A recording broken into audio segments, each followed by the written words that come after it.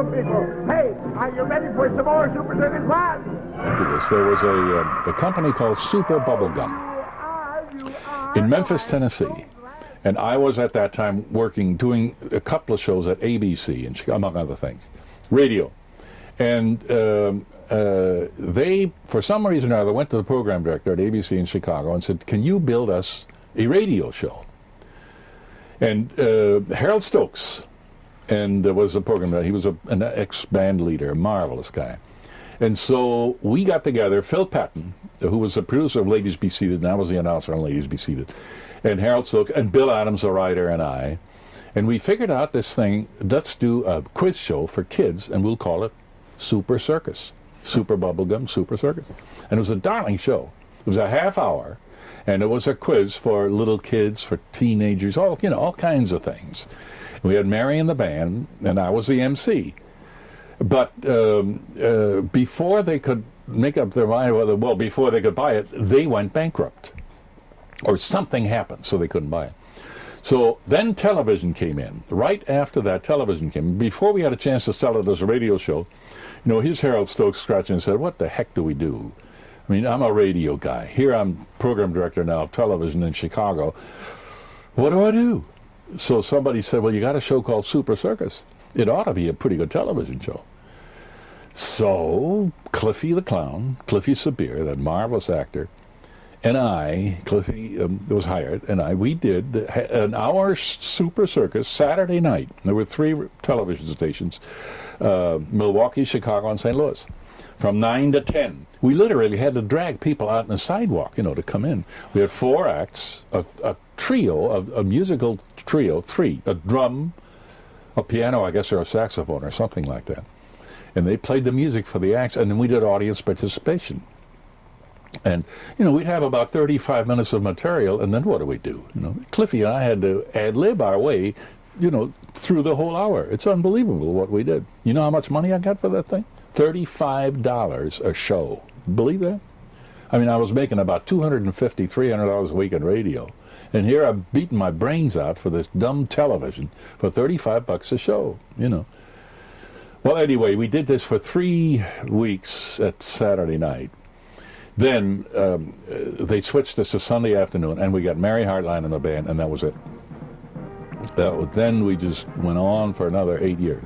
But say, opposite in the center of the Super Circus arena is our ringmaster, Mr. Claude Kirschner, who's all ready to blow the whistle that will start the Super Circus show. So come on, gang, let's get going.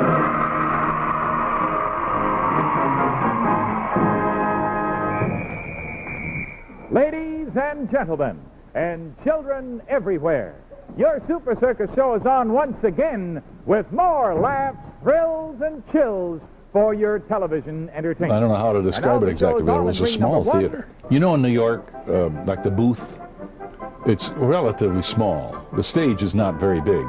It's not. You never put a musical in there or anything like that. Well, that's what the Civic Theater in Chicago was, very small. And this backdrop gave it the illusion of being when people saw that, they wouldn't believe it. So you mean to tell me you put that show on that stage? It's a postage stamp. It's what we did. What is it, Mr. Kirschner? Cliffy and Scampy. Hey, you 2 guys, it's time to march. What? Well, Cliffy, he told us, I used to be a real boozer. And he said, I was a comedian. Mary and I, we used to make trips, for Kellogg. And this is, I think, on an airplane in Memphis, Tennessee. And we were talking to Cliffy. And I'll never forget this, Neil Mary. He said, I used to be known as H.C. Red Sabir. And he said, I was drinking up a storm, a quart a day. And he said, then I met Mariah, and that was his wife. And he said, the minute I laid my eyes on her, I never had another drink. He turned into a religious man. He was a very outstanding citizen. Oh, that ever-loving Nicky. He had an act with a car, and he had a girl that worked the act with him. And the car, it was one of those trick cars. It would stop and start, and he'd bend down and start to fix it, and boom, off it would go, that kind of thing. Typical clown style. And she was inside the car, manipulating this thing. So we had him on a couple of times. So he went to Phil Patton, our producer, and he said, Phil, I'd love to work with you guys. And he said, I do a blackface clown. So Phil auditioned him, and again, it was just magic. You know, he was superb. Nicky was a superb clown. Three Musketeers! And then Scampy, that was a suggestion from the agency of Canada Dry. They said, why don't you get something that relates more to kids?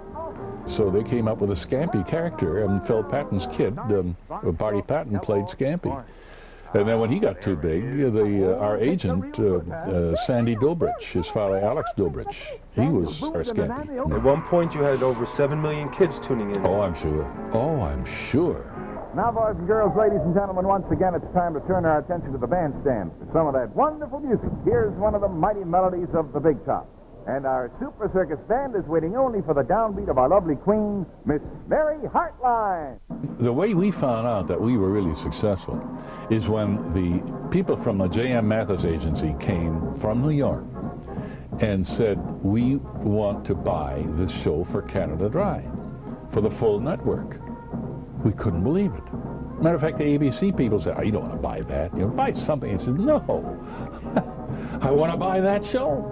Because we want to make ginger ale something other than to pour whiskey into, you know, which is really what it was. I mean, it wasn't a refreshment drink. It was, in those days, there was a lot of whiskey and ginger ale, you know, and scotch and soda. Remember scotch and soda?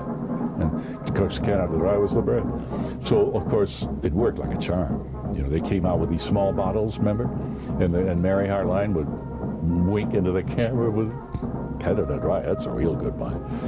Oh, did that work? It sold, you have no idea how much it's, well, of course, then we got other sponsors. And then Canada Dry left us, and we had Mars, we had Kellogg, we had Weatherbird Shoes. Sure, because Kellogg's Bread Sweet is just a wonderful waker-up for the first thing in the morning. Boys and girls, whatever is your favorite Kellogg's breakfast treat, you'll find a generous box full of it in Kellogg's Variety Pack.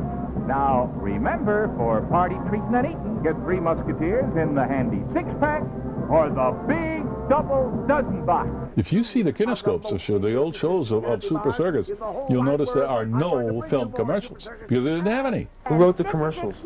The agencies. You and me. Dads used to love tuning in Sunday afternoons just to look at her too, huh? Are you kidding?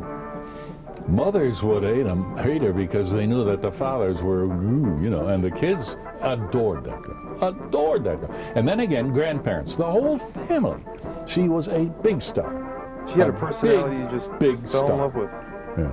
And a marketing campaign too that wasn't too bad. Yeah. Including the lovely Mary Hartline boots. Well, well, well, congratulations to you, honey, congratulations. Boys and girls, these 2 colorful dancing puppets of Cliffy and me are lots of fun to play with.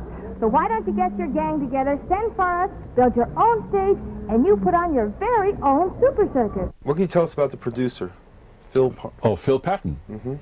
Well, Phil, I met Phil when he was a drummer. You really have to be long on the tooth to remember the Orrin Tucker Orchestra with Bonnie Baker. I mean, there's some people that are as old as I am that will remember this. Not many, but there are some left, you know. And in 1938, I worked for WTMJ in Milwaukee. And Phil and the Orrin Tucker Band were playing at the Schrader Hotel. And I was announcing the band as a remote, and that's how Phil and I met, he and his wife. And that then after all those war years, I mean, for almost 7 years after that, we didn't see each other. And then all of a sudden, I turned up to be the announcer on Ladies Be Seated, which was a radio show, and he was the producer. So we were like, you know, where you been, where you been? And then when Super Circus started, we were in deep trouble. I knew it. And Harold Stokes came to me. He said, what do I do? What do we do? We got a good thing. He said, there's one thing to do. Get Phil Patton to produce it. Because that would make it. Because there's nobody else around that has the background and the show business pizzazz that Phil Patton had. And that was another thing. That really, I don't think we ever would have been as good if it hadn't been for him. I know darn well we wouldn't have. Ed Scotch was a superb director. You know, our first director was Greg Garrison. I don't know whether you ever heard of him or not. Sure have. Dean Martin shows. Dean Martin.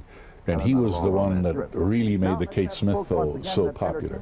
But Greg worked with us for the first year. And then he left and went to New York, and that's when we got Ed Scotch. When Super Circus went off the air, I had already decided to come to New York. And I was commuting. And so then when we finally, when I finally got my family here, just one of the clients that we had,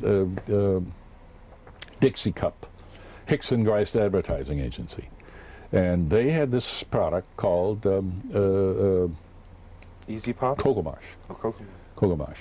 Cocoa Marsh. Cocoa Marsh. And they bought this half hour at 7 o'clock on Channel 9, and they didn't know what to do with it, so they asked me to do it. And I hemmed and hawed because I didn't want to do children's shows anymore. But they prevailed, and I did it, and I've got back in this costume and got that silly little puppet that we went on for 13 years after that.